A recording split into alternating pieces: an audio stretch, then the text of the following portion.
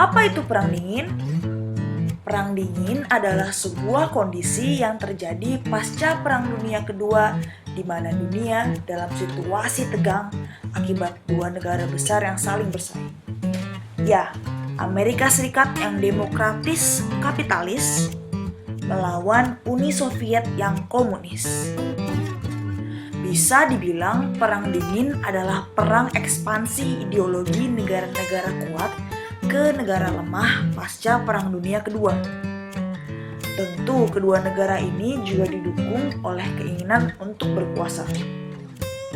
Amerika memulai ekspansinya dengan strategi politik containment yang terdiri atas Marshall Plan di Eropa, Truman Doctrine di Turki dan Yunani, juga Colombo Plan di Asia. Pada dasarnya, program-program ini bertujuan membantu negara-negara miskin pasca Perang Dunia Kedua untuk mencegah tumbuhnya ideologi komunis. Tentu sekalian promosi ideologi mereka sendiri. Uni Soviet juga nggak mau kalah. Negara-negara Eropa Timur bergabung dengan Uni Soviet, termasuk sebagian dari Jerman, yaitu Jerman Timur. Disinilah awal mulanya perpecahan Jerman, ketika Joseph Stalin memblokade ekonomi Jerman Barat. Lalu berdiri deh North Atlantic Treaty Organization atau disingkat NATO oleh Amerika Serikat. Semacam geng negara-negara Atlantik Utara yang kalau satu negara anggotanya diserang, jadi masalah semua anggotanya. Uni Soviet juga membuat Pakta Warsawa untuk naingin NATO ini. Terjadilah pembentukan terminologi Timur untuk mewakili komunisme dan Barat untuk mewakili demokrasi dan kapitalisme.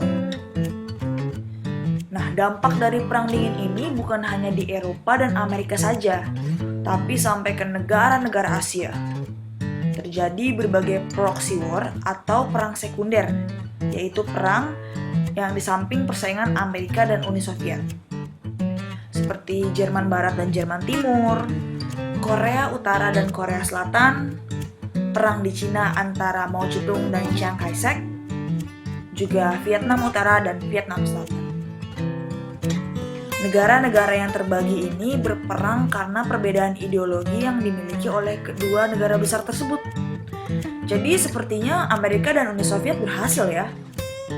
Selama proxy war, kedua kekuatan besar ini duduk di kursinya sebagai provokator.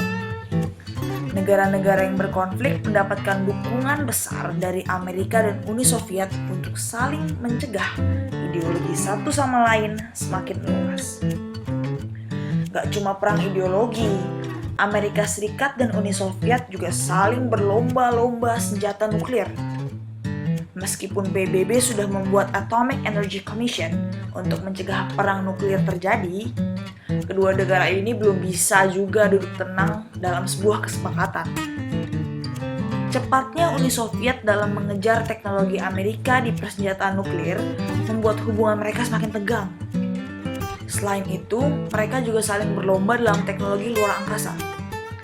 Saling mengirim kapal luar angkasa dari mulai tanpa awak sampai berawak. Dari mulai mengitari bumi sampai mendarat di bulan. Semua dilakukan karena dapat membuktikan siapa yang lebih hebat. Kejar-kejaran anjing dan kucing ini pun akhirnya berakhir ketika Uni Soviet dalam kepemimpinan Gorbachev ingin mengalihkan anggaran negara untuk lebih fokus menangani masalah-masalah internal seperti ekonomi dan kesejahteraan negara itu sendiri. Sedikit demi sedikit senjata mereka pun ditarik dan komunis mulai runtuh. Jerman kembali bersatu dengan runtuhnya tembok Berlin dan pada tahun 1991 Uni Soviet bubar menjadi negara-negara yang independen. Perang Dingin pun akhirnya berakhir. Created using Powtoon.